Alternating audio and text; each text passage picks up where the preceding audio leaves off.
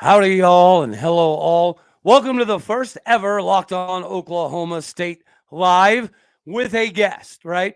With all of this conference realignment 3.0 potential stuff coming out, it's pretty crazy the direction the conversation is right now. So, to add a little bit of an extra voice that I don't think has been there, guys, do me a favor. Right around the corner here, we're going to welcome in a friend that we're going to be seeing a lot in the future. All right, hold on. You are Locked On Oklahoma State, your daily podcast on the Oklahoma State Cowboys, part of the Locked On Podcast Network. Your team every day.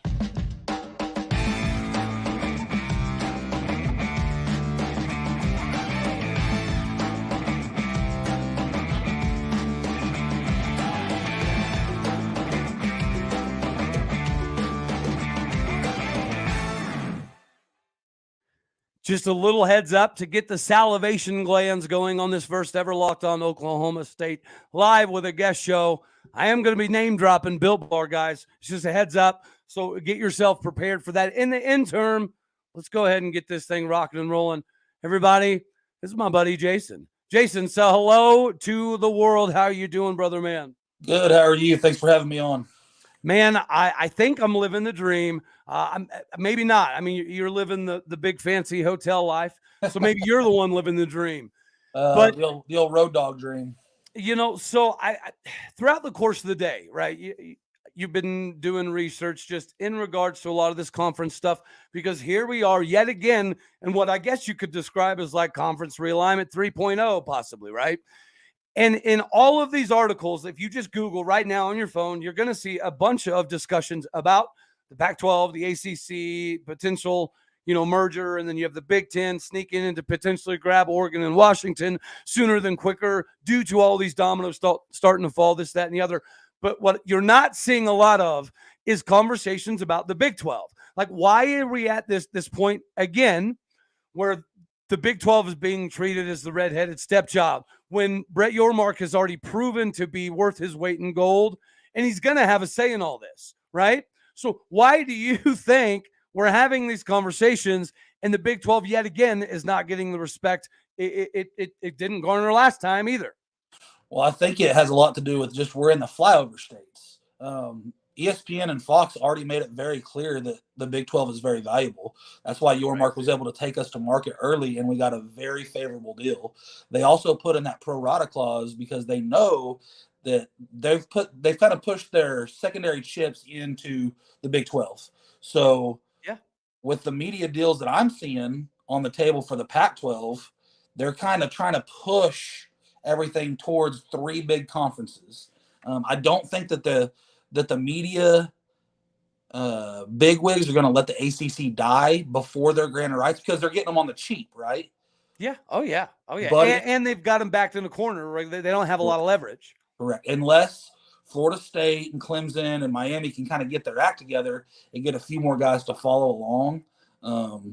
We're not going to see a major shift as far as the ACC goes until I think their granted rights is up in 34, 35. 30, yeah, at least 33, 32, something like that, yeah. But I think we're very rapidly approaching the end of the Pac-12 as we know it today. There may still ultimately be a Pac-12, but it's going to be a glorified Mountain West conference. 100%, right? You're now in that conversational stage where if there's going to be a Pac-10 -2 plus 1.5, 7, whatever it ends up being, you are going to be having the conversation of it, including San Diego State, a Boise State, SMU, maybe even a Memphis. Although, we differ a little bit on the opinion of Memphis. I would rank Memphis above everybody else other than San Diego State, maybe, right?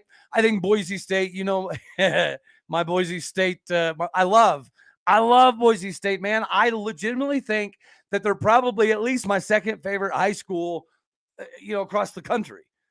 The field it does something for me. When I say it does something for me, it gives me a headache. So I'm glad that's not part of this discussion. But again, what is part of this discussion is definitely at least the four corner schools, right? So whether the Pac-12 and ACC have a merger or they don't allow them to die, I think you are right. It does come down to a big three, which again, I think is ironic, which is another reason I definitely wanted to have you on the show is because this is a conversation, we were having weeks ago, right? And now you're seeing some of it kind of take shape. But you have always been a big proponent of the idea of Oregon and Washington jumping in. Do you see that being more plausible than the Big Ten scooping them up, or no? If they go to the Big Ten, they're going to have to take a smaller share. And every report that we've seen today, up till today, says that they want a bigger slice of the pie out of the Pac-12. Now, is that smaller slice of a bigger piece from the Big Ten, is that enticing enough to get them to move? Probably so, because of the long-term ramifications of that. What we need to realize as the remaining Big 12 members and then the 4 new teams coming in is we don't want to run into another Texas situation. We don't want 1 or possibly 2 programs coming into this conference thinking that they're better than now and that they're better than the Kansas States and Oklahoma States of the world. Yes. If you want to come into our conference, we'll accept you with open arms, but you come in as a full member, a full share, just like everybody else. Yep. Right. No, I think you're 100% right, man. It's crazy to me that, I saw a little bit earlier on the Hall of Fame podcast show. They were talking about how there's no way in God's purple earth that Coach Prime signed up willingly to play on a bunch of Amazon weekday events. There's zero chance, and there's zero chance that a guy like Prime's ego is going to allow him for his program to take a smaller share of a pie of the 4th best conference or 5th best conference in America. It ain't going to happen. Correct. Well, and if you're looking from a marketability standpoint, right, that's all this is. It's all about marketability for dollars at the end of the day. And if you're talking about marketability for dollars at the end of the day, who is more marketable in the Big 12 other than your homie, maybe Gundy, when it comes to adding value? Deion Sanders does that instantaneously, right? Whether you love him, hate him, it doesn't really matter. Could you imagine a post-game press conference with Gundy in one room and Deion in the other? I could imagine one even better with them in it. Dude, imagine the Big 12 press conferences. No doubt. And so this is kind of why I wanted to jump in this, right? Because again, the Big 12 is somewhat an afterthought in some of this conversation, which is slightly irritating, but nonetheless, it is what it is. Yet we're leaning towards the 4 corner schools, right? Would you say that happens 3 years from now, 5 years from now, or do you think it's expedited with everything that's happening at the moment? I think that happens 3 weeks from now. Oh, I like it. There's going to be some major news in the very near future. I've been saying it for a couple of weeks. I haven't been correct yet, but the Pac-12, they're trying desperately to stay together, and I get it. We tried to do the same thing with the Big 12 in Oklahoma and Texas. They're trying to exhaust every avenue that they can before they call it quits. Now, Apple pulled out, Amazon came in, which is probably a good thing for them because you don't want to be caught behind that Apple paywall. Or maybe I'm backwards. Maybe it's Amazon left and Apple came in. Correct. Yeah, Apple's the newest edition. So I think that's a bad thing for them. And that's going to be a non-starter for some of those programs because you don't want to be caught behind that Apple paywall for one. And I think that they're putting in more money than ESPN is, so they're going to get the more first choices of games, which doesn't make any sense. So you're basically your prime major network that your conference is going to be promoted on as a streaming network, and that makes no sense. Well, and we've talked previously on a Twitter space before, kind of about the idea of maybe the finances side of things intermingled with the academic side of things may end up being a foregone conclusion, right? Because this is more business. And I understand the student athlete side of things, right? You want the student athlete to mean something instead of just being an athlete. But I think we're kidding ourselves if we're going to expect these kids to continue to be businessmen, right? Everybody around them, including their family, to be business oriented, and then also make sure that you maintain all of the academic standards. You're seeing a lot of places that are allowing some of this e-learning to continue to be a thing. Is that something that could be exploited at some point in time by the student side of this equation? Or do you think that they'll be able to stand pat? I don't really think that it's going to matter in the long term what athletic conference you play in. If Utah were to come to the Big 12, they're an AAU accredited program, I believe. Right. That doesn't mean that they can't partner with the University of Oregon or Ohio State or Michigan and, and do research with them outside of athletics. Right. I think that we're moving way more towards a business model, and you can't convince me otherwise. If in Stillwater, Oklahoma, we can pay our starting quarterback $400,000 a year in NIL money, yeah, they're no longer student athletes, in my opinion. They're paid employees. I think that's very fair. Well, I think that it leads us to another point that needs to be discussed. How long before the NCAA dies? We know the Pac-12 is a dead conference walking, most likely, unless they can pull this Hail Mary off, right? If they can find a way to do a merger with the ACC, they survive, most likely. If not, they fall into potential obscurity as that glorified G5, right? That's the Pac-12 with the San Diego States and the Fresno States and the Boise States and the SMUs. And I think SMU and Memphis could potentially have an argument at some point in time. Nobody can sell me on South Florida, okay? Especially now, seeing all this neon highlighter stuff. If we're going to talk about Boise State being a daggone glorified high school, I don't understand it. I don't understand where this neon stuff is still in play. I know Baylor tried to pull it off a couple years ago in basketball, but I hate it, man. It's like this glaring need to have eyes on, but not do it from a feasible marketability standpoint. Well, they say that imitation is the greatest form of flattery, right? Right. And okay. Oregon started all the crazy uniforms because of Nike and Phil Knight. And then Phil Knight, Nike approached Oklahoma State. Yeah. Several years later, and they were like we were called the Oregon of the Midwest as far as our uniform combinations. Yeah. That rocked along for a couple of years. Now you see everybody trying to do it. You can turn on a TV on a Thursday, Friday, Saturday night and not even really know who you're watching until you see the bottom graphic, right? You can look at two uniforms and be like, who the heck am I watching? Everybody's gotten too crazy with this. I agree. So what do you think is the very, very first domino to fall in all of this, in your personal opinion?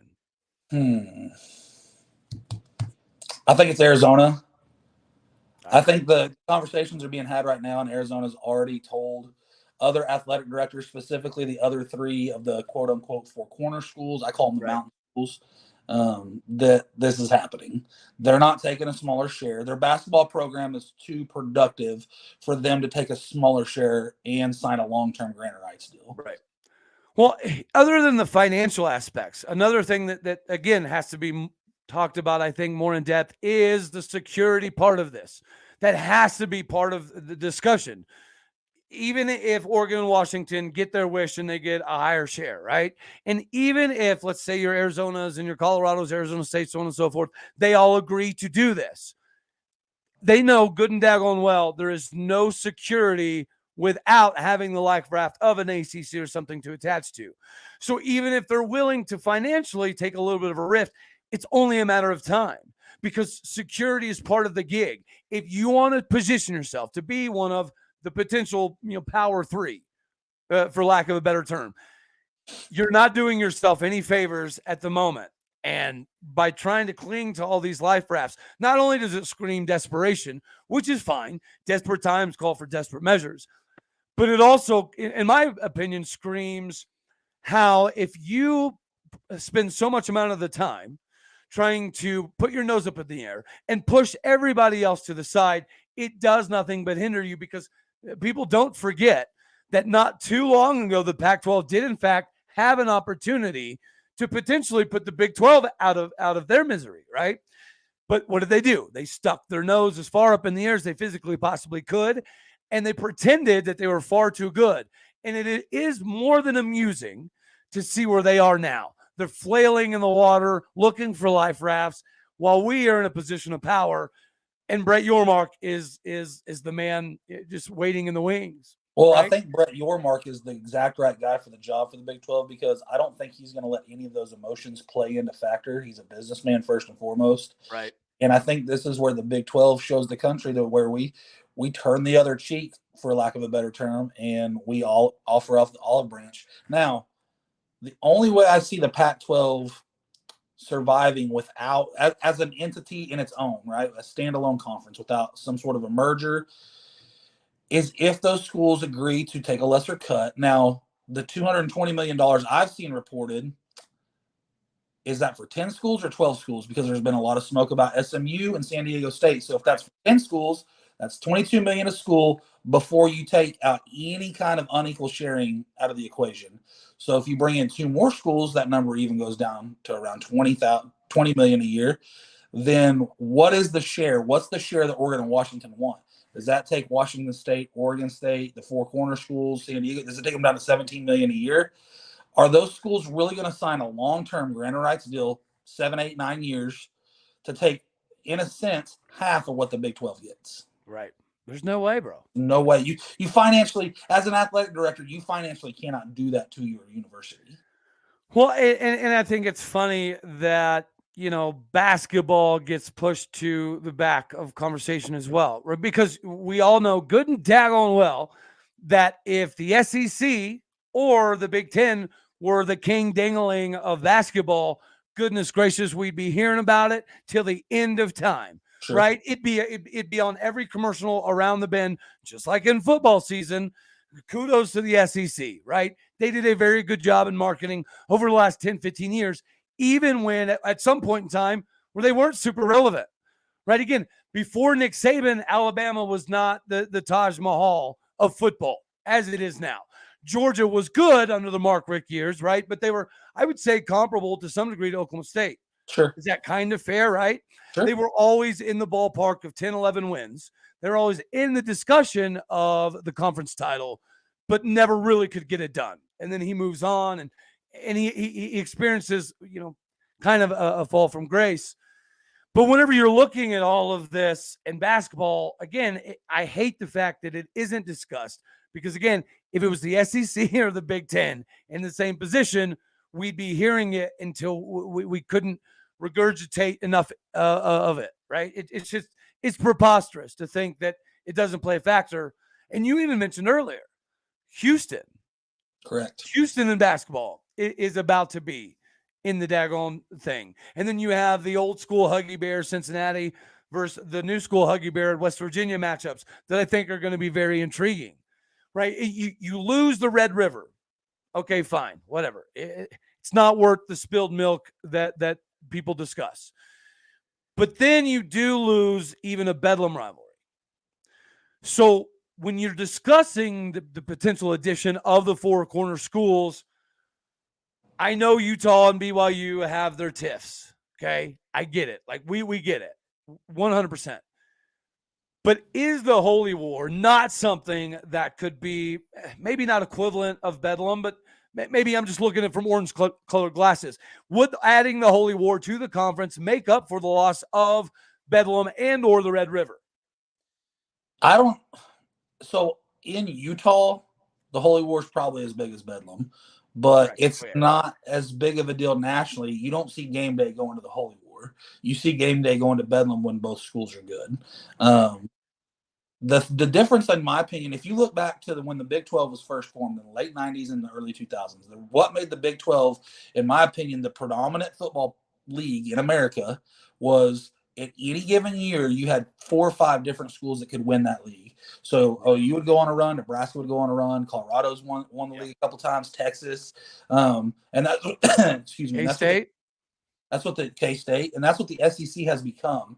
So they went through this span of, I would say, from about 2005 through today, the SEC has been very dominant because they have teams that go through spurts. Florida was really good at times. Tennessee was really good at times in the late 90s. Then Nick Saban turned Alabama around. Auburn's thrown in a couple of national championship type teams in there. Ole Miss has thrown in a couple of those type, LSU. So when their bell cow maybe have a down year in Alabama, right? Georgia stepped up, or Florida has stepped up, or when Florida has faltered when they were the bell cow, Alabama stepped up. The Big 12 has not been able to string that team together, right? Out of Oklahoma and Texas over the last decade and a half. Oklahoma State's been very close, very, very close in many years. But I think if Oklahoma State and or Kansas State had legitimately taken that leap in this time frame and been a legit title contender like TCU was this year, Yeah, we would be in that same conversation because the Big Ten really has Michigan and Ohio State. that's it. Right, That's correct. They're Yes. very, very top heavy. And outside of the 5 or 6 teams out of the 14, soon to be 16 that are in the SEC, they have a lot of bottom feeders too. The Big 12, losing Oklahoma and Texas, will be the most competitive football league in America year in, year out. Anybody can win it from year to year. And I think moving forward, even if you add in some Pac-12 schools, moving forward, that excitement of not knowing that, well, Alabama, here they go. They won their 7th SEC championship. When you have 5 or 6 schools that are interchangeable in the Big 12, you will start to see that kind of media attention as well. Well, and not only do you have the Dion factor, right? If Colorado were to potentially come into the league, Arizona's getting better. Their last couple seasons, right? If you go and look back, they are improving. I do think Arizona is a team that is around the corner from being beyond decent, right? And then Arizona State, we know that if we're going to, again, bring up finances and recruiting, they're going to have the ability to get things on track. Utah, again, we've already talked about the Holy War. If we bring in Arizona State, I think they're immediately the biggest stadium in the Big 12. I think they hold somewhere close to 100,000. Well, are they anything like Baylor and have no ability to fill it up? Probably at times. It's probably like us with basketball. When the product's good, they come, and when it's not so good, they don't show up. I just had to take a Baylor jab because I love Dave Aranda, and for the life of me, I don't understand how they can't pack that thing out. I don't get it. And this is coming from, good and daggone well. This is coming from part of a fan base that is not used to seeing a bunch of sellouts. Right? This is new for us. This has only been a few years. But regardless, it is because of, success, right? It's sustained success. Have we missed the mark in some areas recently? Yeah, we have. Have we exceeded expectations in the long run? Absolutely. Which is why we are sitting as one of the top 10 winningest programs in the last 10 to 12 years of college football. And college football does drive things. We just discussed my frustration with basketball because, again, it's not because of the lack of love or the amount of love, the Big 12.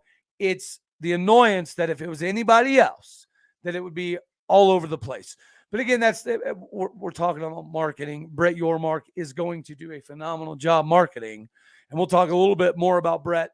But while we're on the marketing subject, I got to jump in here and let everybody know that Built Bar, it's been my favorite. It'll probably continue to be my favorite for a long time to come. Why?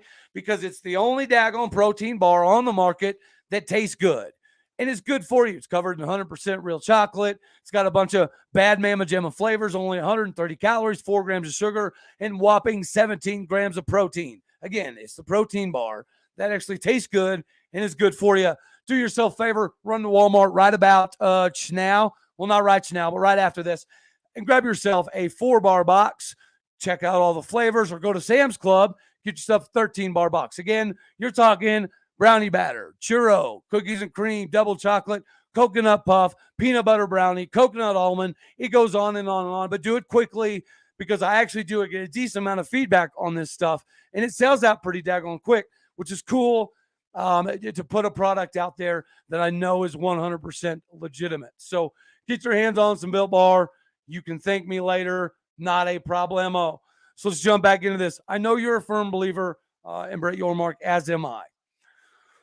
Why do you think in his game of chess, while everybody else is playing checkers, why do you think he does kind of take the secondary approach of not saying a whole lot and just kind of letting things fester?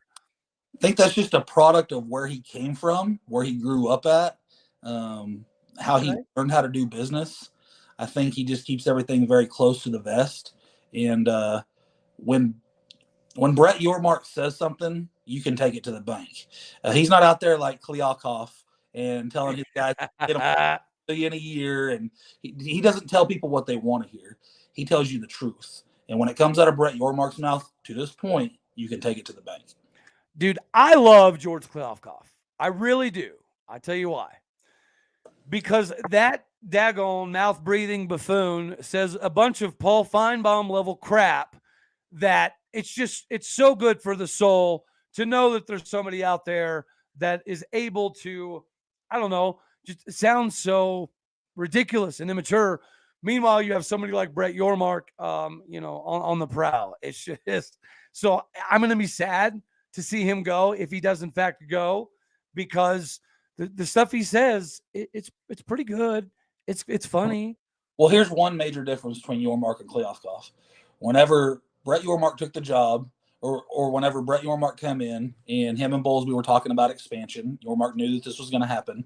And any other conference that's expanded, they've all hired firms to go out there and figure out what is the best fit, where the market's at, where's the eyeballs at, where's the money going to come from. Kleofkoff basically hired his high school buddy or college buddy that had no experience in this realm, that was basically just looking for a job, and had one guy said, hey, let's go try to find us a media deal. While Yormark and all these other guys that are taking their conferences to market and trying to expand are doing it with actual people who do that for a living. That's the difference. We're talking about chess and checkers. Right. It's fun. It is a lot of fun, dude. You already alluded to it a little bit, right? That whether you want to have some kind of internal combustion debate on your Michigans and Ohio States of the world, the Big 12 is, from top to bottom, right, the most fun conference to watch. Correct. Because, again, anybody can win. What you see in basketball, right, is becoming pretty regular in football as well. And I don't think that's going to go anywhere. It's not going to change.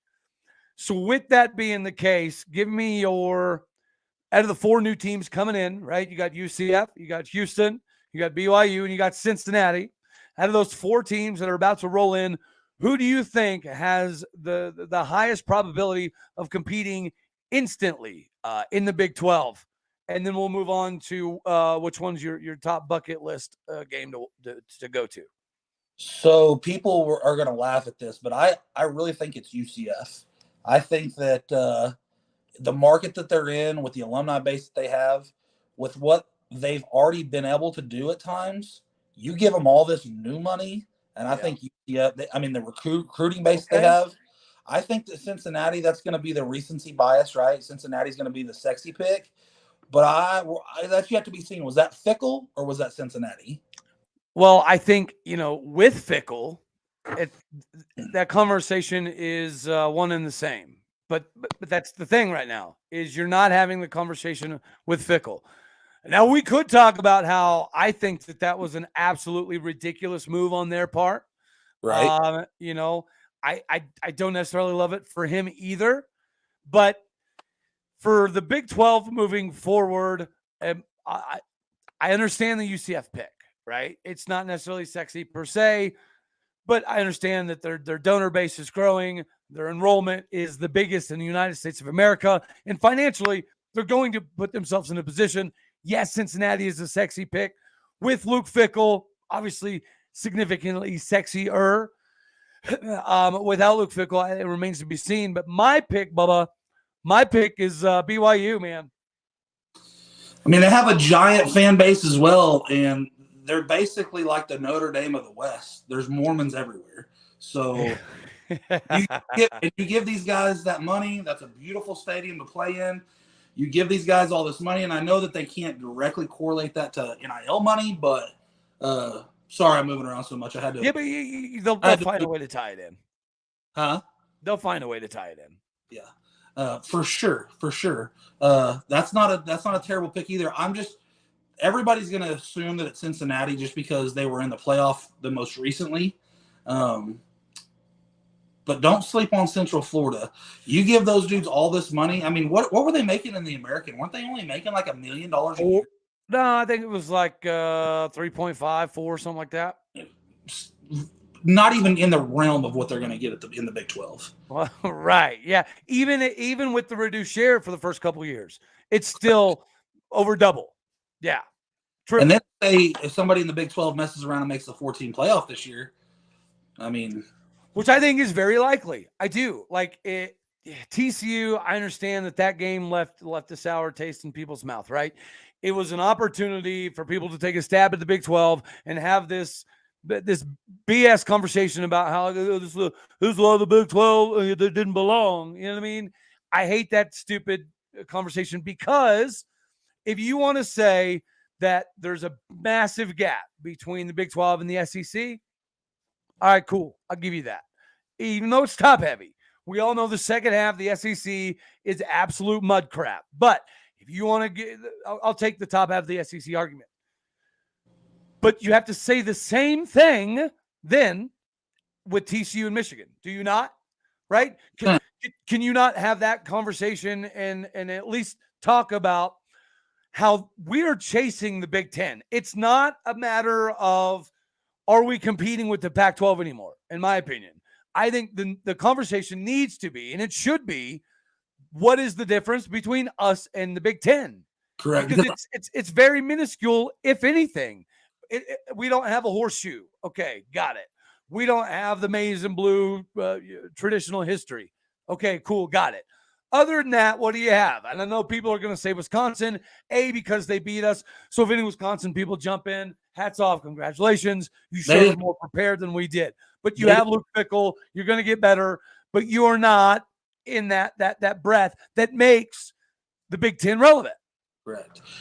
Well, so I do agree. We're chasing the Big Ten. I don't know that we can ever achieve the levels in football that the SEC has been able, because let's be honest.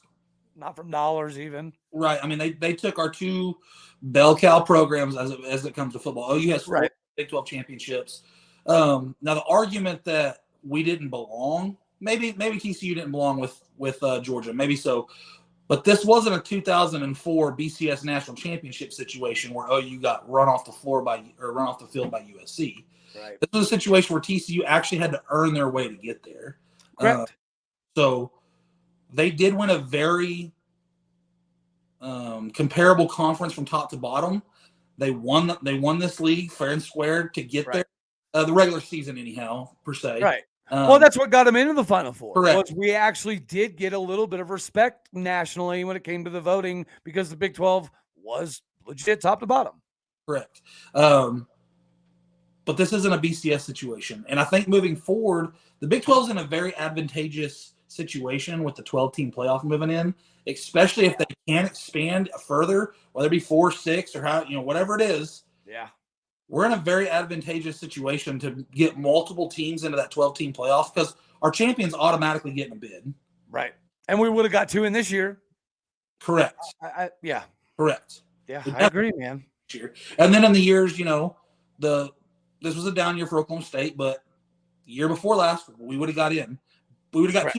Baylor and Oklahoma State both would have got in to the 12-team playoff. Yeah.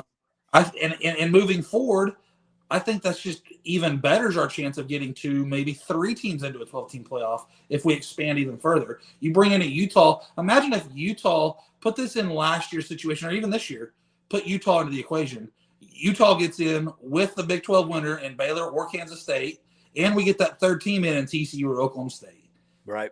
Very advantageous. Yeah. No, I agree completely. Dollar bills. Which is why I kind of wanted to have this conversation, because I'm so tired of hearing about the Big Ten doing this and that and whatever. I honestly don't care. I understand the position the Big 12 is in. We are in a position of strength, thankfully. And, there's so many similarities between Oklahoma State and the Big 12, right? Okay, so we just talked about TCU, and we're talking about the Big 12. For a long time, OU was the crown bearer. OU was the representation because of how many times they won the Big 12 conference. Hats off to them. Congrats. But then on the flip side of that coin is the Big 12 is always viewed negatively for the same reason. That they can get into the dance. They can get into the Final Four. They can get into the BCS, but they're never good enough to win it. And then we do it again with TCU. Do you think that we're able to close that gap in the next couple of years? 100%, because I think that I'm in the adverse camp here, but I think that our recruiting overall, TCU, Baylor, Oklahoma State, I think our recruiting will improve with OU and Texas leaving.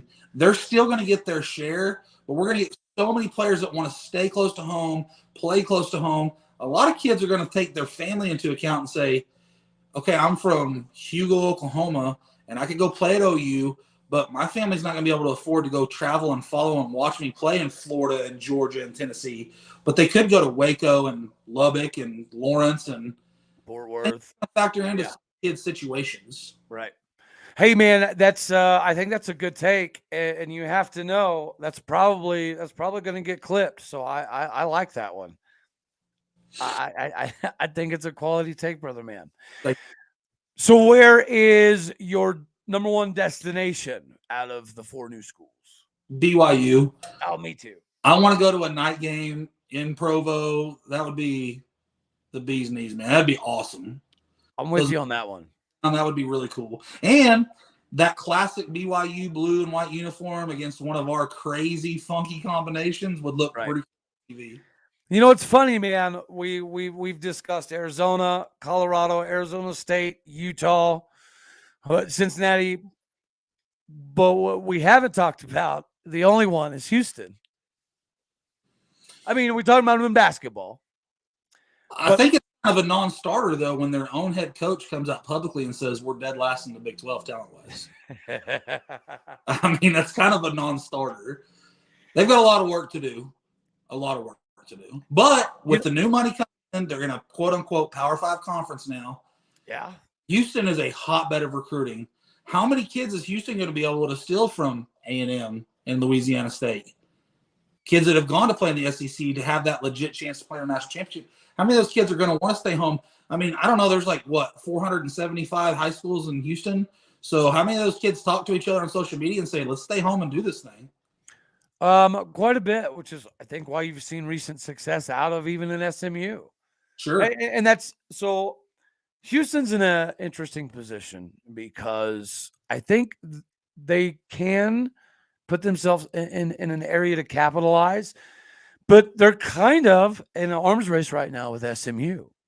I don't think SMU's on the same level. I'm damn sure not saying that, right? So Houston people, chill the heck out.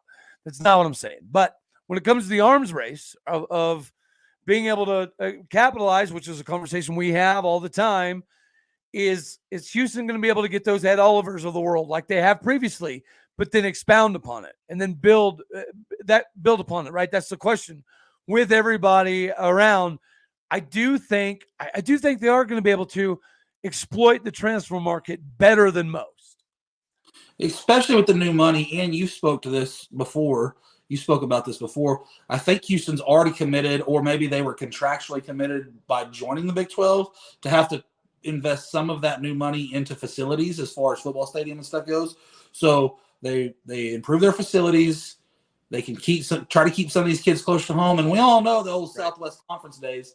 Those schools in Texas are not afraid for their donors and stuff to pay those players. Correct. And for their Boone Pickens, the Fertitta family still 100% heavily invested and involved in the future of the conference. So yeah, I view Houston kind of like UCF, as in I think it's going to take a couple years to get all the depth right, kind of figured out. And this is not coming from a holier than thou place. We know very, very well as an Oklahoma State fan how long it took us to get to a position of strength when it came to the depth chart, i.e. this last season. I don't think injuries played, the end-all be-all role in how the season ended. We can have that debate ad nauseum if you'd like, but realistically, it does play a factor because we have to reach into the too deep. Not so much for playing, but for scout team development and things of that nature. So even though that does get kind of pushed back, it did show the quality of depth and the quality of athlete that we now have in Stillwater, Oklahoma, because there's not another time in the history of Oklahoma State that if you said we lose 11 starters, right, in a 2-month span, that we even win 7-8 games. It's not even a conversation. So I will give credit where credit's due that we've gotten our depth to that point. But again, how long does it take Houston and a UCF to get to that level? Because I think BYU's kind of almost there. I think BYU's probably the closest too deep to be able to rock right in. Cincinnati with Fickle, right? Get a bigger recruiting class, so on and so forth. Add some more transfers. Maybe has a piece of that argument. But that's where I think Houston could make some hay, is the transfer market. Well, a lot of people say that it's like the T. Boone Pickens effect. T. Boone Pickens injected all that money into Oklahoma State back in the early 2000s. Right. And you can say whatever you want to say.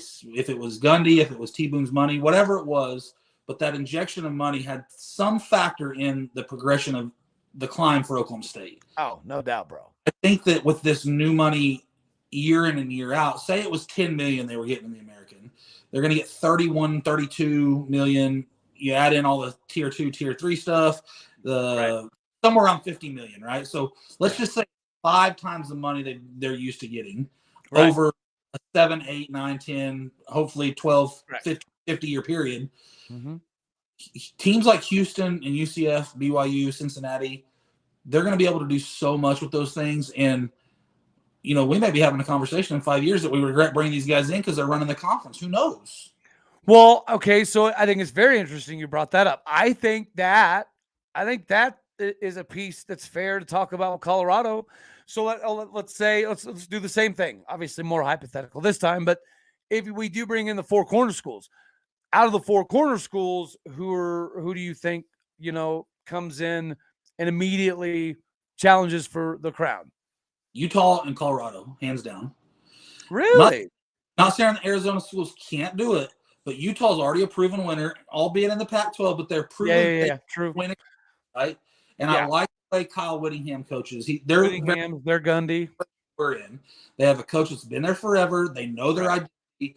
They go out, they recruit the kind of kid that they want. The reason I say Colorado is because they're in a very good market. I mean, you live in Colorado. Denver's a very cool place to live in. Boulder's a very cool place to live in. Deion Sanders would be a very cool guy to go play for. And if he can get you a bag too on top of that, right, and go wear those cool gold and black Colorado Buffalo uniforms and play in the mountains, turn that thing around very, very quickly. Well, and I and maybe I'll get ridiculed a little bit for saying this, right? This might be my clippable moment, but I would be okay if Colorado came to the Big 12 and they ran things. I would, because it's good for the conference, man, right? It doesn't, somebody at some point in time, whether it's 5 years from now, 10 years from now, 20 years from now, somebody is going to take a little bit more of the forefront position, right? Like there's going to be a space in time where somebody in the current Big 12, new Big 12, or new Big 12 wins back to back titles, right? It just, you would think in the next 5-10 years, it's kind of inevitable that somebody will grab the bull by its horns, for lack of a better term.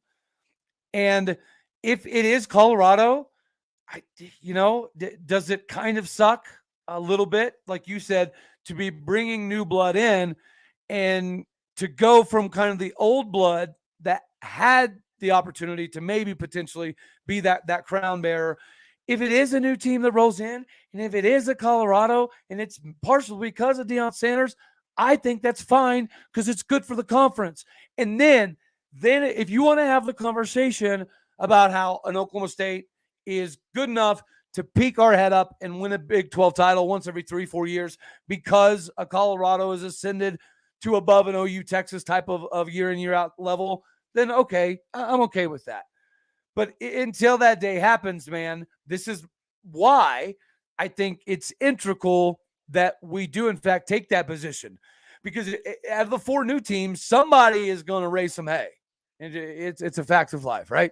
And then if we expand again and we add 4 more new teams, the Big 12 looks entirely different. And then you are looking for somebody from the old school side of things to kind of make sure that they're carrying that torch, whether it be an Oklahoma State or a Kansas State or a Texas Tech, or it really doesn't matter. It is going to make things pretty fun, right? If that does in fact take place. And I think it's interesting you brought up the, somebody coming in and dominating factor, because that does tie into my questions about Deion.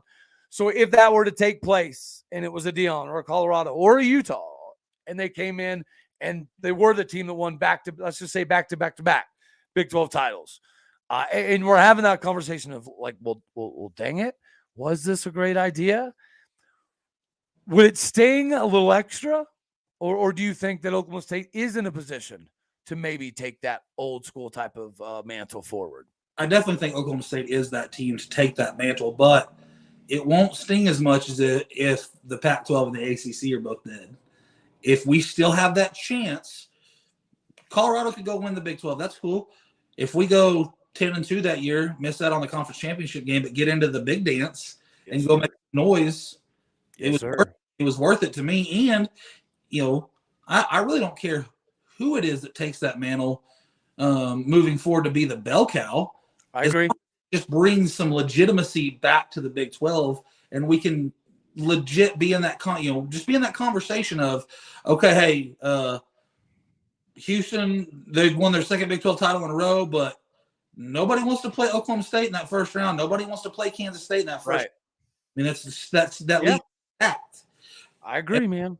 Back to the Utah point. So if you look at Utah and TCU, those two teams, TCU just played in the college football playoff. All intents and purposes won the Big 12. I know they lost the game on the goal line. Utah's won the Pac-12 2 years in a row. Won the big Pac-12 championship game 2 years in a row. Where were those? Yeah, but dude, isn't winning the Pac-12 kind of like getting an award for being the world's tallest midget? Probably so, but where were those teams at 10 years ago? They were in the Mountain West. Right, yeah. Well, 10 years ago, the Pac-12 was beyond legitimate. Correct. Right? They were even past legitimate, dare I say relevant. You bring those programs into a quote unquote Power 5 conference and inject all that money into their program, and look what it's done for them. I know TCU and Utah at points. Urban Meyer was there, and they had their couple of runs, and TCU had a couple of runs in the Mountain West. But you bring those programs in, and they can become legitimate. And those two programs proved it. BYU, I kind of think, got the ball rolling in the fact of let's give some of these group of fives an actual look. Like some of these teams can actually play. Yeah. And then the couple of teams that have had the opportunity to come play with the big boys have grabbed the bull by the horn. They've taken the reins and they've ran with it. Well, we talked about George Kliavkoff a little bit earlier. Yeah, I don't think this is all bad for him. Right. If you want to have the conversations about your Boise States and your San Diego States and your Fresno States, I think, he is still a businessman to some degree. And now he has experience running an upper mid-major level conference. So he'd be a good hire for like the WAC, I think. Right. So we're not done hearing from George Kliavkoff. No, he's still going to be the Pac-12 commissioner. It's just going to be the Pac 7.5, bro. Yeah, the Pac, the Pac Mountain West, whatever they're going to call that. The Pac West. There you go, man. They better chip you in if they steal that. That's Pac West. That's copyrighted. Any infringement will be sued upon. I wish you could do the Ricky Bobby thing. So Ricky Bobby Inc. Right? In this expansion talk, though, don't sleep on San Diego State. We've all talked about just as fans, right? And I don't want anybody to think that I'm trying to claim that I have any kind of insider knowledge. I don't. I'm just going off of 30 years of fandom and watching these things play out and kind of seeing what the market does as far as eyeballs, television numbers, those things. I don't know that Brett Yormark is sold on only bringing 4 teams in. So if we bring 4 teams in with the 12, that gets us to 16. I think he wants to be the first 18-team conference. I think, really? And he may want to bring in maybe San Diego State with the 4 corner schools and maybe 1 team out east. Who knows? Man, I haven't really necessarily thought a lot from that angle, but I said earlier, I think San Diego State is the best of the rest. Like I personally thought maybe Memphis would have an argument over Houston. But again, that Fertitta money, right? It's real. It's legitimate. And basketball. They've been right. And they're paying enough money to be able to retain their coaching staff. And I'm not even necessarily talking about Dana. I think we've talked before about seeing the trials and tribulations through Calvin Sampson's career, right?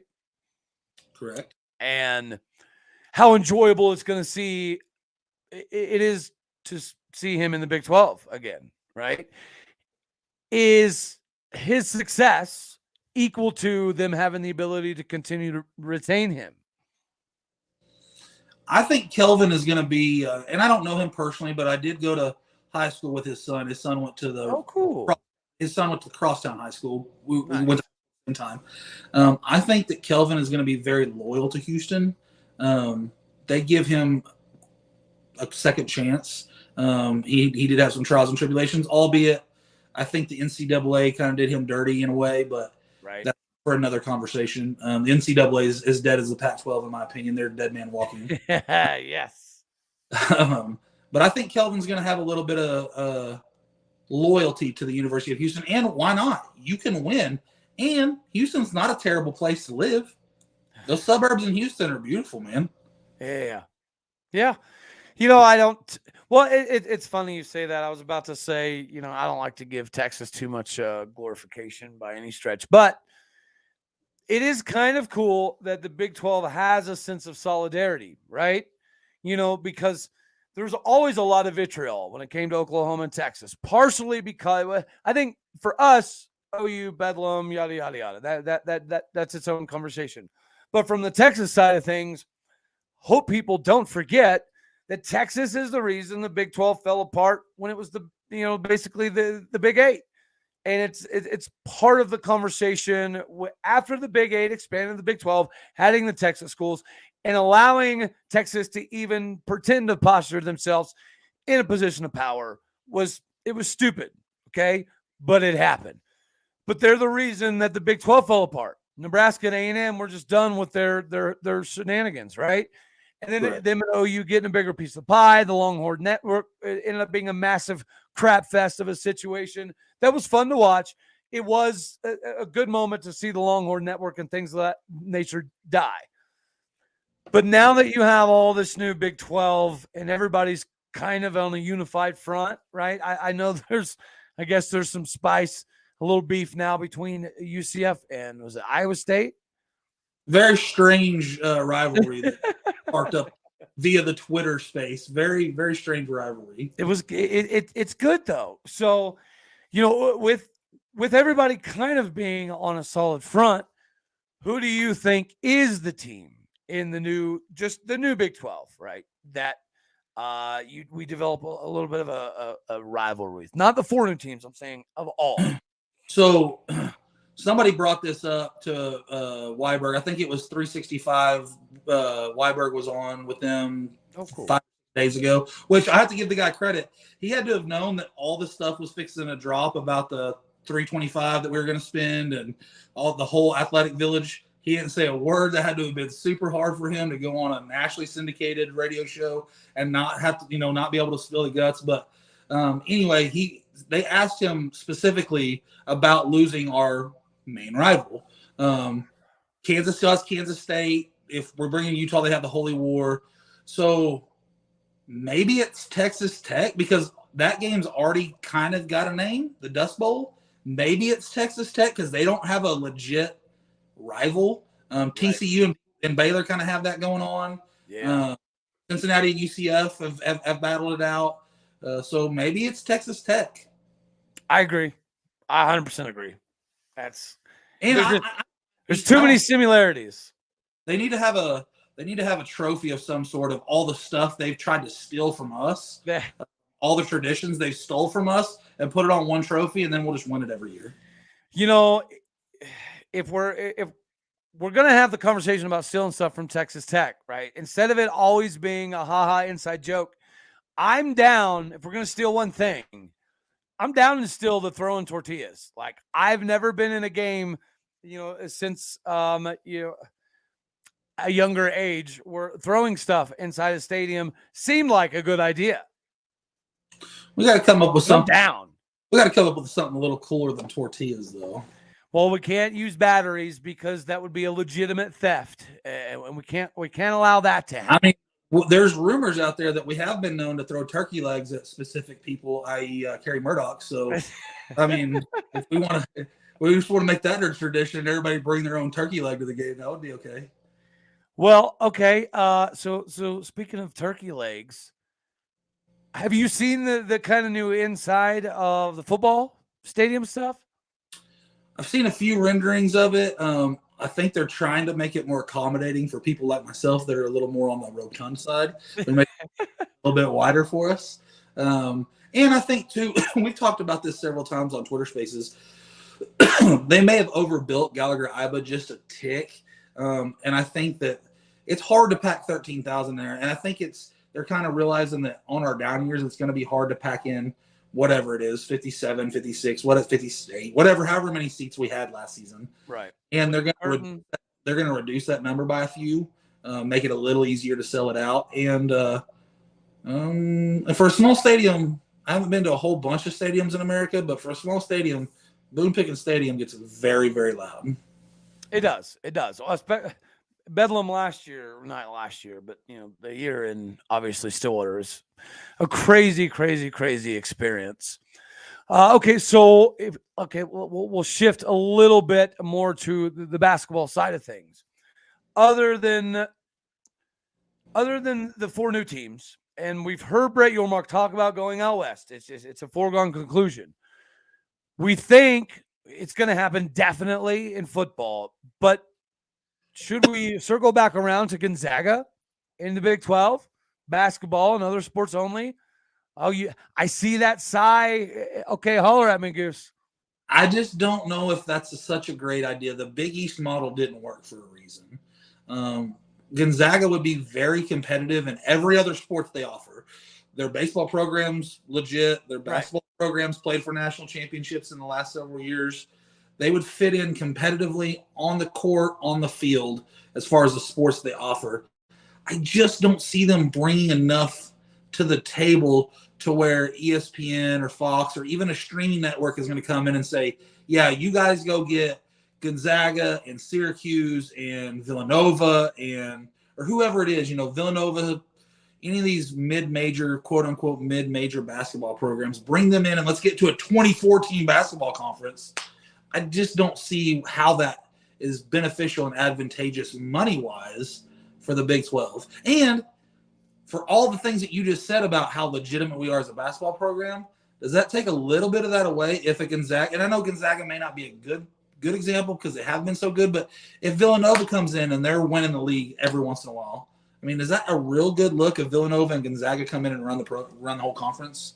Well, okay, I think I like going to left field sometimes, but I'm not going to left field with you on this one, all right? Because I think Gonzaga only for basketball and maybe some secondary sports, I think that's beyond fine. Even if you do have to add one more for a numerical, situation, I'm okay with that because of what they do add.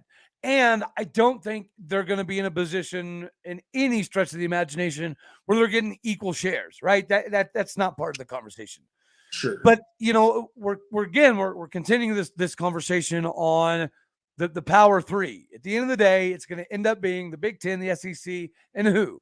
Clearly, the Big 12 is in that position of power because if the Big 12 was not the conference in the power position right now, would these conversations about the ACC and the Pac-12 merging be even happening?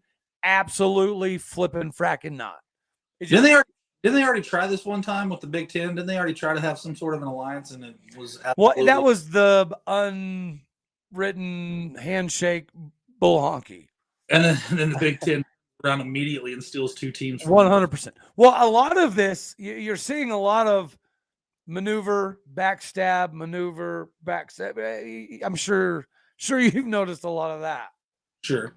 Which is what makes Brett Yormark so much fun is I do think we're secure there. Sure. And I wouldn't be opposed to bringing some basketball only or secondary sport only type schools in. I wouldn't be necessarily opposed to that. I don't know what that brings to the conference in the grand scheme. Now, if you tell me right now that is the recipe and that's what's going to kill the other 2 conferences, I'm 100% on board. But I do think that in the long term, all this that we've talked about is going to have to be talked about again in the probably foreseeable future, because when the ACC deal does come up, go one of 2 ways. The Big Ten and the SEC are going to go scavenge who they want, and then the Big 12, if we have 16 members, whatever we call ourselves at that point, goes and scavenges the rest from the ACC that we want. I still don't think that's the end of college football realignment. I think eventually, said it many times, that we're going to an NFL model. Now, whatever that number is, 32 teams, 48 teams, 60 teams, who knows?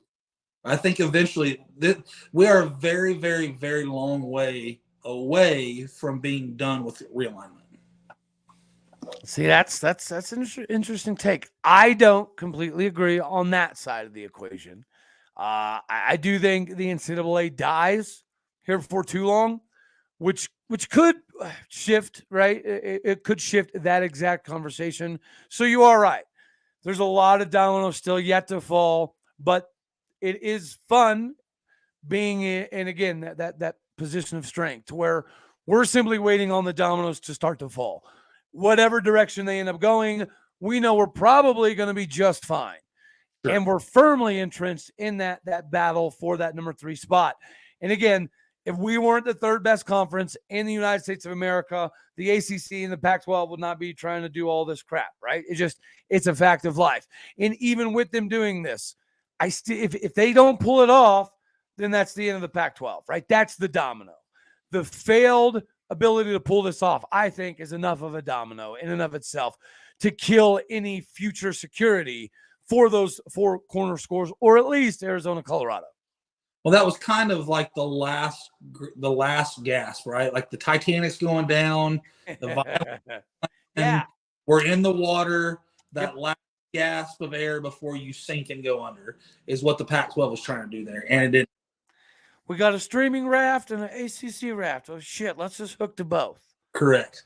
Dude, Twitter has been on fire. It's so funny seeing people bag on the Pac-12 like PBS is now in on the deal, the Ion Network, or it's just so funny to see. I mean, there's stuff out there. It is great, which is why George Kliavkoff and his future with the big mountain whack east, whatever, it'll at least be worth entertainment value. Sure. I'll give him that. All right, brother, man. I think this whole thing ended up going pretty decent. I appreciate you jumping on in here and help me with this trial run to kind of kick off this live stuff. Do make sure you tell all the fine people out there a little bit about yourself, how they can find you and how they can reach you, because again, they're going to be seeing more of you. So go ahead and fire away, Bubba. Man, I'm just a dude that loves Oklahoma State. You know that. You saw my email. You can find me on Twitter. That's about the only social media I really do. You can find me on Twitter. It's just Jason and the Oklahoma State sign. Come catch us on our spaces. We're very inclusive. We like to have conversations with people. Me and AD host these things all the time. There's a handful of guys that come in and get on here and talk. We don't always agree. We don't always see eye to eye, but we're pretty. It's pretty informative, I think. And for all the haters out there, y'all can say what you want about Cody, but the dude is legit. The dude knows what he's doing. Me and him didn't see eye to eye at first because of some of the information he was putting out, albeit it was all true. But yeah, you guys support what Cody's doing. He's doing a great job, and everybody just keep continuing to support the Pokes. And I appreciate all the time, and I appreciate you having me come on, bud. Oh yeah, man. I greatly appreciate all the kind words. And, you know, it is funny, right? Whenever you get in kind of heated debate, whenever you can get to the core of what somebody's trying to present, whether you agree with how the presentation is being put forth or not, at the end of the day, right? For us particularly, we bleed orange, want the best for O State. Everybody has, you know, a little bit of a different idea of the journey, but we can all agree, again, the bleeding orange thing is fun, and we're united by things like this athletic village, right? Because the way that we're doing it, not borrowing against future money and putting ourselves in a negative situation from being non-fiscally responsible, it really is a breath of fresh air to be an Oklahoma State fan, to know things are going to be operated the right way a large portion of the time. You're not going to have any concerns, which is why, again, the strength of the Big 12 is fun. where we stand on this current ladder, we're in a good spot. We need to start, again, taking that next level of capitalization to entrench ourselves as the potential old school contributor of the consistency of the Big 12 moving forward, man. But again, man, I just wanted to get this live thing going. I've had a lot of issues, as you know, recently. So I'm glad this is something that we can kind of add to the forefront, because you're a lot like me as far as remembering back to the 90s and finding ways to kind of tie it all together, and having some of the player comps to people, that you can look back on. And I appreciate the way that you do it. Yeah, we didn't ever see eye to eye necessarily in the very beginning, but as you said, the more research you do, I love what I do. I respect the heck out of this job. I love O State. And I think that we do have a long ways to go and a lot more to achieve. So thank you, Bubba. I appreciate you jumping on here. I think this went pretty daggone well, and it opens us up to definitely do more. Hopefully you're not always traveling in your high class amenities there, but we'll tie you down. We'll tie you down here for too long. Appreciate you, man. Hope to be back soon. Absolutely. All right, brother, man.